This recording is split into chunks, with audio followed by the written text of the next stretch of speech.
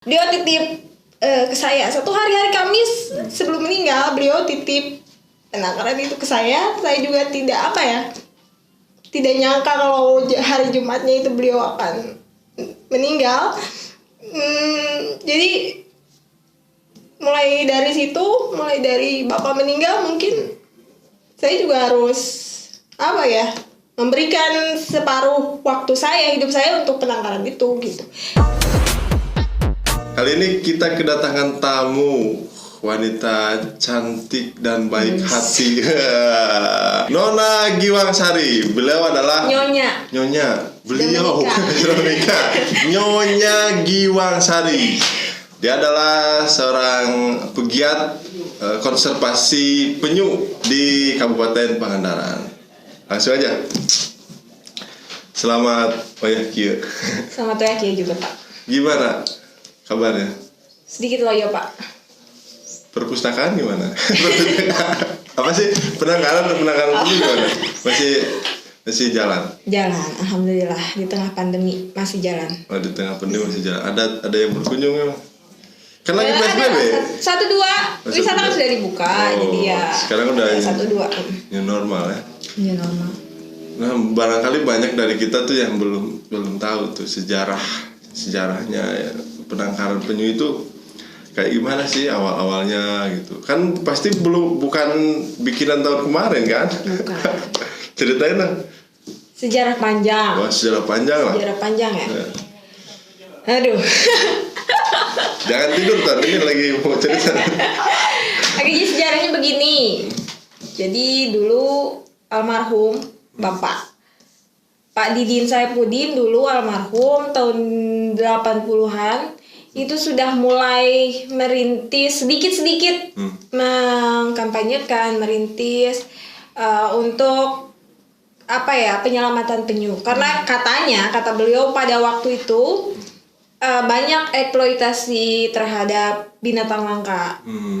Penyu tersebut kayak jual daging, jual telur, terus juga di air keras kan, dibikin hiasan dan lain sebagainya, terus sisiknya dijadiin cincin, aksesoris dan lain sebagainya, banyak pokoknya. Jadi itu mungkin untuk kepentingan komersil. Nah, mulai dari situ juga ya belum konsisten pada waktu itu, mungkin karena beberapa hal. Beliau mulai menyelamatkan telur penyu di ember gitu, terus nanti penyu kecilnya baby turtle-nya itu dilepaskan gitu setelah menetas, belum ada bak atau apapun, hanya di tempat-tempat seadanya aja gitu. Dan itu juga tidak konsisten karena beliau juga beberapa hal lah ya, ada beberapa hal yang membuatnya nggak konsisten. Ya beliau cerita sih katanya dulu sempat dibilang orang gila, dimusuhin juga gitu kan, padahal ya door to door sih beliau ya untuk bilang jangan jual penyu-penyu, atau jangan, ya kalau bahasa sekarang jangan eksploitasi, mungkin dengan bahasa dia, dengan jangan ada pembunuhan terhadap penyu dan lain sebagainya. Itu tahun 80-an. Terus kemudian pada tahun 2003, setelah perjalanan panjang itu, setelah masyarakat hatinya mulai terangkul gitu, sudah mulai menyadari, tahun 2003 itu baru berdiri bangunan, diresmikan, ada akta kelompok dan lain sebagainya. Itu kita bikin penangkaran penyu. Legal berarti ya? Legal. Ada akta kelompok gitu. 2003 itu aktivitas penangkaran lah ya, ada penyelamatan telur, terus controlling pantai, terus kemudian kampanye soal penyelamatan penyu gitu, terus pelepasan tukik gitu. Tukik itu apa sih? Tukik itu anak penyu. Oh, anak penyu namanya tukik. Iya. Kalau Tony itu apa? Tony itu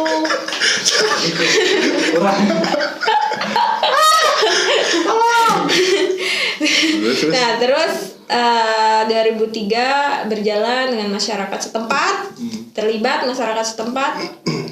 2006 malapetaka datang. Bencana 2006. Tsunami. Waktu itu ada tsunami. Tsunami akhirnya bangunan yang di pinggir pantai, di bibir pantai banget kan pada waktu itu, habis rata. Telur-telur pada waktu itu masih ada di pasir. di bak penetasan gitu, bak pasir.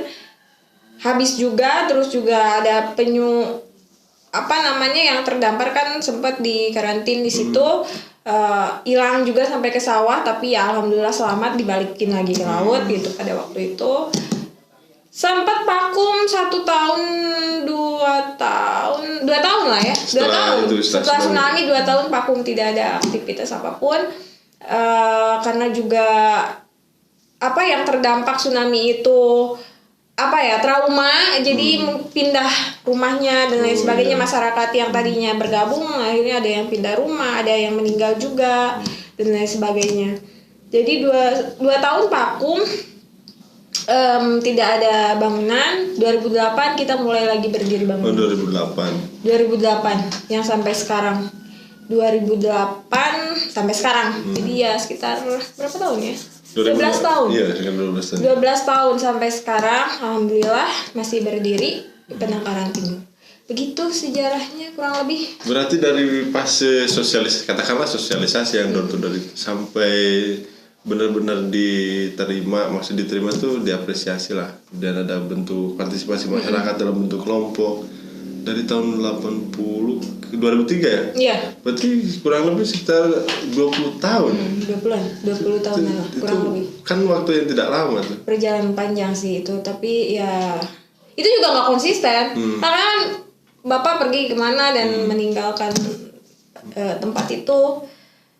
Ya kurang lebih 20 tahun. Iya, tapi kan visinya tidak hilang. Tidak hilang visinya sampai selama 2003. Sampai 2003 kan. Iya.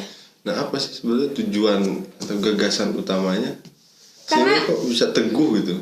Karena beliau almarhum bilang kalau pada waktu itu banyak banget yang dieksploitasi, dan beliau sadar sih kalau itu langka gitu.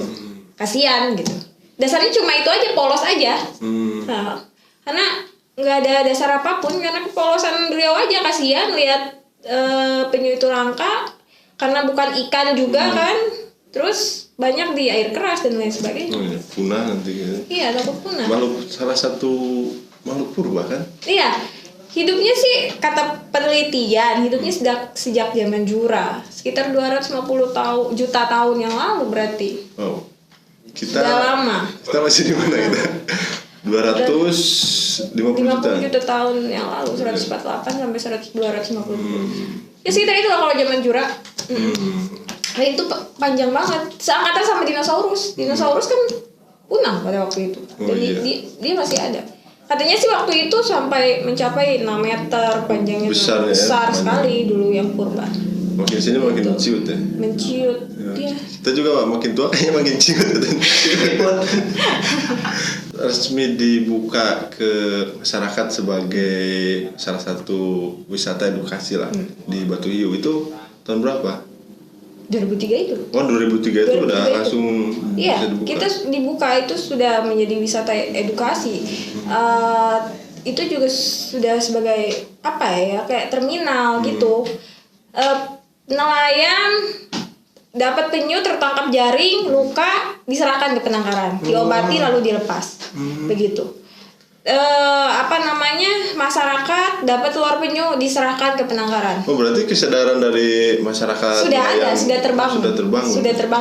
Pada tahun 2003 itu. 2003. Sudah terbangun sampai sekarang masih ada saja masyarakat yang menemu telur diantar ke penangkaran. Kita tetaskan lalu kita nanti rilis lagi ke laut gitu. Berarti wisatawannya juga bukan hanya dari Pangandaran yang berkunjung ke sana. Bukan, kebanyakan itu dari luar negeri sih. Malah yang respect itu dari luar negeri, dari Belanda. Dari Holland itu banyak. Dari buku tamu kita kebanyakan itu Holland, Belanda. Entahlah. Kenapa bisa gitu? Padahal kan masyarakat nelayannya kesadarannya sudah terbangun di sana. Kemudian lokasi penangkarannya ada gitu. Kalau masyarakat Pangandaran paling sekolah-sekolah kayak TK kayak gitu, SD, Ciamis Pangandaran tuh TK, SD, MI kayak gitu. Gimana? Kurang menarik apa gimana itu? Nggak tahu. Kurang iklan mungkin ya. Atau memang salah satu jenis pariwisata yang memang tidak ini. Tapi jujur sih ya, ini tuh apa ya? mungkin promosi kurang kali. Promosi kurang, ya. Saya juga menyadari semenjak ditinggalkan beliau akan lebih concern karena beliau menitipkan gitu kan. Kalau kemarin-kemarin saya juga menyadari bahwa itu ya hanya oke, ini pelestarian dan kita kampanye dan tapi juga tidak terlalu tidak terlalu fokus sayanya gitu. Saya juga nggak terlalu fokus untuk kemarin karena mungkin masih ada almarhum. Sekarang ya begini sudah. Tuh Pak Didi, saya panggilnya Abah biasanya. Abah ya. Abah itu berpulang itu kemarin. Kemarin 15 Mei. Di 15 Mei. Iya. Mari kita sama-sama doakan semoga Abah Didi ya. Didin, Abah Didin berpulang ke rahmatullah dan semua amal ibadahnya diterima dan dosa-dosanya diampuni. Amin. Nah, kan banyak tuh turis-turis mancanegara tuh yang datang ke sana tuh. Apa yang mereka biasa katakan? Apresiasi lah tentunya. Karena emang ya mereka juga menyadari kan sekarang pengetahuan terbuka lah ya, internet, dan mereka baca-baca kalau penyu itu memang satwa yang dilindungi gitu. Dari 6 jenis penyu gitu yang ada di dunia,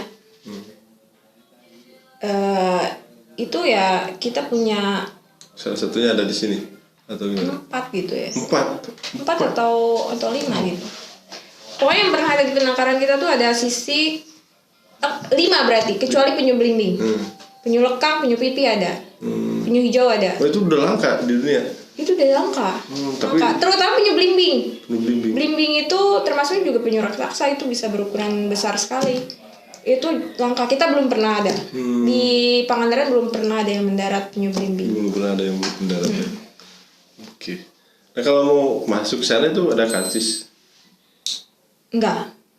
Karcis gratis berarti? Gratis.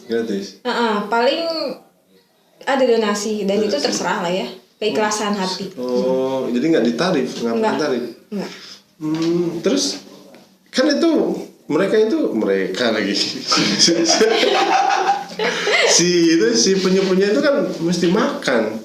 Ya dari donasi lah kita. Tapi cukup tidak cukup. Kalau tidak cukup ya cari dana lain dari kantong sendiri lah gitu. Kita juga di situ ada galeri kayak jual kaos atau apapun, itu bisa dari situ sebagian.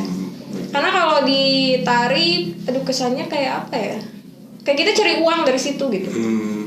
Gitu. Dan almarhum itu ya itu tadi kurang promosi karena almarhum itu terserah lah mau datang ke sini mangga ya syukur, kalau enggak juga nggak apa-apa. Saya mah ya sebagai pengurus aja gitu di sini. Ikhlas gitu ya.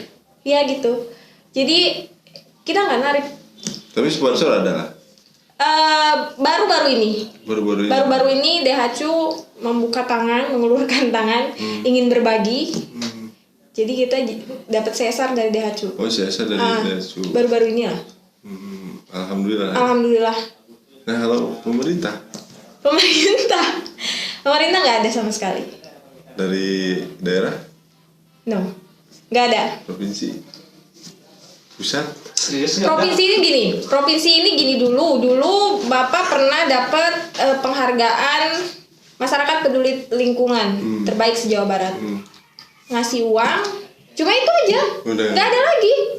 Ngasih uang sekali-kalinya itu. Nggak ada follow up itu apa gitu? Nggak ada, kita nggak ada yang khusus dari dana provinsi, dari dana Pemda, daerah ini maksudnya ya. Daerah Pangandaran nggak ada. Daerah mana nggak ada? Kenapa? Oke, lagi mungkin apa ya? Kita juga tidak bikin proposal terus kirim ke sana enggak. Bapak itu ya dulu tidak begitu. Jadi kita Bapak itu dulu enggak bikin proposal kirim sana kirim sini. Iya sudahlah, mau bantu ya silakan. Orangnya begitu gitu. Mau bantu silakan, enggak juga nggak apa-apa. Tuhan kasih rezeki gitu. Dia bilang sih begitu, tapi ya mungkin karena sekarang juga penangkaran penyu apa ya, jadi harus dianggap penting kalau menurut saya. Jadi mungkin sekarang akan berbeda. Nah, menurut gue kan gini, Pangandaran itu kawasan wisata. Iya. Kemudian ada gerakan sosial, kultural dari masyarakat gitu ya. Tergerak hatinya untuk melakukan konservasi dan lain sebagainya.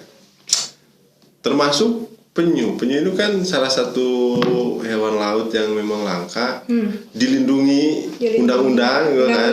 Jelas kan dilindungi undang-undang, tidak boleh dieksploitasi, diperjualbelikan, pokoknya dilindungi lah. Masa iya sih ini bukan isu yang penting untuk dikelola? Masa iya ya? Gue mikir juga gitu sih sebenarnya. Ini penting gak sih? Sebenarnya pertanyaannya itu, ini penting gak sih? Tapi mungkin ya mulai dari sekarang pemerintah harus sangat penting. Harus sangat penting. Kenapa? Kalau menurut saudara? Kenapa? Karena memang Pangandaran itu kawasan wisata. Kawasan wisata yang mendunia. Insya Allah. Jadi everyone datang ke Pangandaran dari mana-mana. Kita nggak cuma menyuguhkan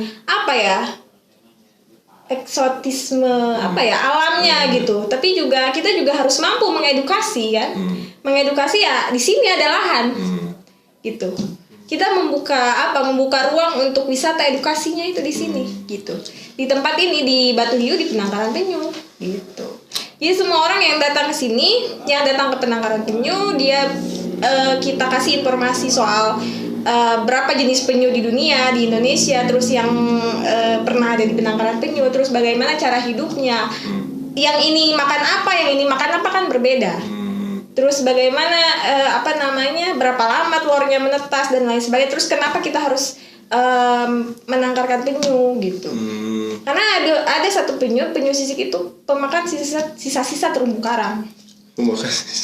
Sisa-sisa terumbu karang itu. Jadi dia makan sisa-sisa terumbu karang nanti supaya terumbu karang yang baru itu bisa tumbuh. Gitu. Itu penyu sisik. Penyu sisik. Dia selain makan ikan, sisa-sisa terumbu karang juga dia makan. Terumbu karang yang mati ya. Bukan yang masih hidup. Biaya makan. Oh iya itu besar sih menghidupi mereka itu.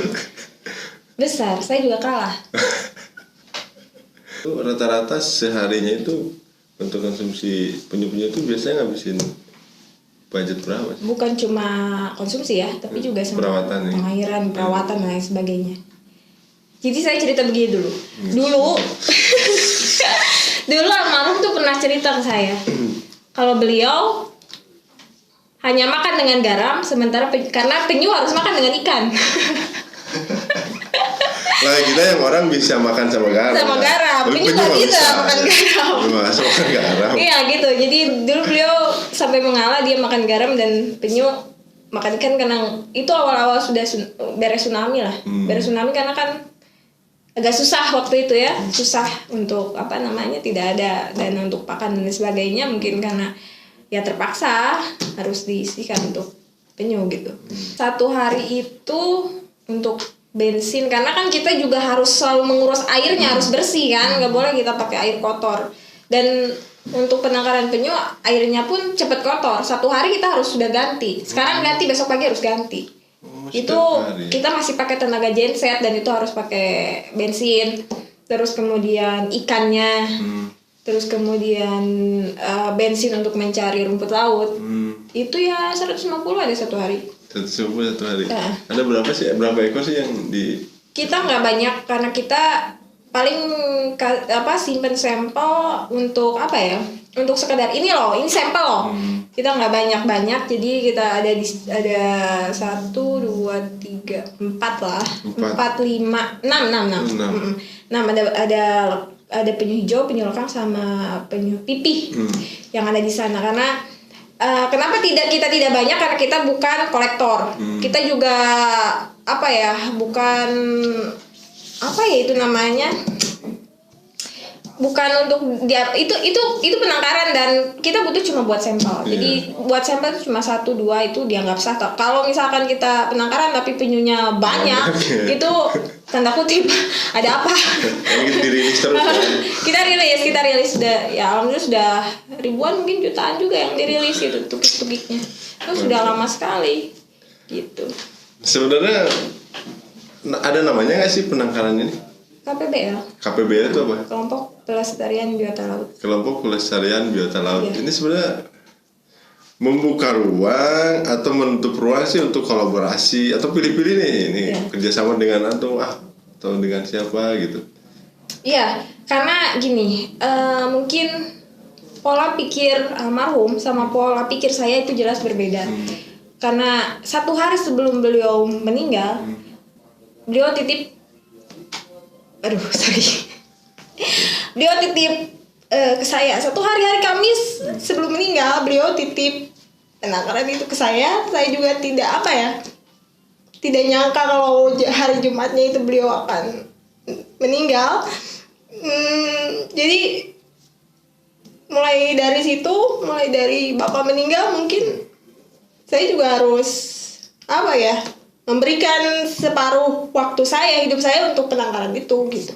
Jadi karena pemikiran orang tua sama anak itu berbeda pola pikirnya, mungkin mulai dari saat ini akan ada penyegaran baru lah di Penangkaran Penyu, akan ada penyegaran baru, terus kerjasama dengan pihak manapun. Sekarang saya akan membuka gitu, terbuka untuk siapapun gitu. Kalau Bapak kan dulu ya sok lah, ada ya syukur, kalau enggak juga nggak apa-apa. Ada tisu. Ada tisu kan? Ya ada. Dah, nggak apa-apa. Kacau, studio kacau. Sorry ya. Aduh, kemarin ada nih gimana nih Tan? Ini adanya sapu tangan nih. Batingnya itu cari nggak? Bating diupload. Bentar. Aduh. Itu benar itu. Hari Kamis beliau titip, hari Jumatnya meninggal. Bener ini ya. Kita aja yang di sini sampai kesentuh gitu ya, mulai dengar cerita. Nggak kebayang. Iya. 1 hari setelah menitipkan. 1 hari setelah menitipkan. Nah, ada ini nggak sih bulan-bulan tertentu penyu datang ke Batu Hiu? Ada. Waktu-waktu tertentu. Juni until Desember. Juni Sampai Desember. Juni sampai Desember itu musim induk penyu untuk datang. Untuk berkembang biak, berkembang biak. Jadi kalau penyu itu kan dia bertelurnya lama juga, 4 sampai 7 tahun gitu kan siklusnya. Terus dari dari siklus itu dia datang ke air, karena si induk penyu itu menghabiskan seluruh hidupnya itu di laut. Kalau nggak tertangkap jaring nih ya, mereka hidup di laut. Ke darat itu dia cuma bertelur. Dia cuma bertelur, terus sudah bertelur dia tinggalin telurnya, dia pergi lagi ke laut gitu. Jadi lama sekali gitu untuk bertelur, makanya langka juga gitu. Langka ya. Jadi itu sembarang nggak masuk ke pantai apa? Enggak. Udah tahu? Enggak. Jadi gini. Jadi dari 5 yang pernah ada di penangkaran, 5 jenis penyu yang pernah ada di penangkaran itu, penyu sisik, penyu pipi, penyu lekang, penyu hijau, dan 4 ya? 4 atau 5?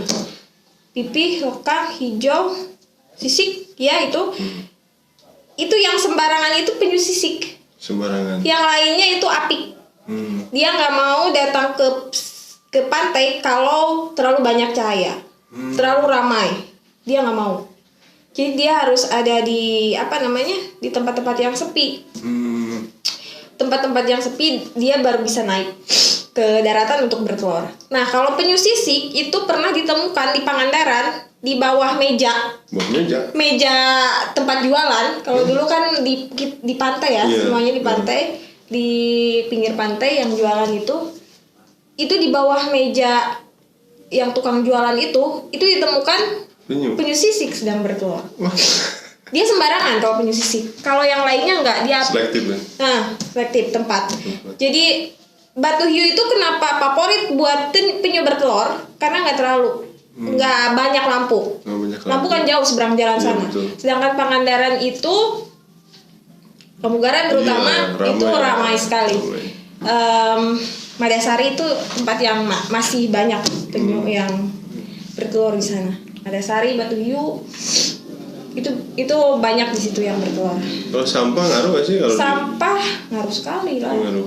Jadi banyak, bukan cuma di Pangandaran, tapi di Indonesia banyak penyu yang mati ditemukan di pesisir pantai kemudian mati dan dibuka dalamannya, karena kalau orang di otopsi kali ya, kalau orang itu dibuka dalamannya ternyata sampah plastik semua. Oh, dimakan berarti ya? Miris. Karena apa? Karena penyu itu dia menganggap plastik itu sebagai jellyfish, ubur-ubur.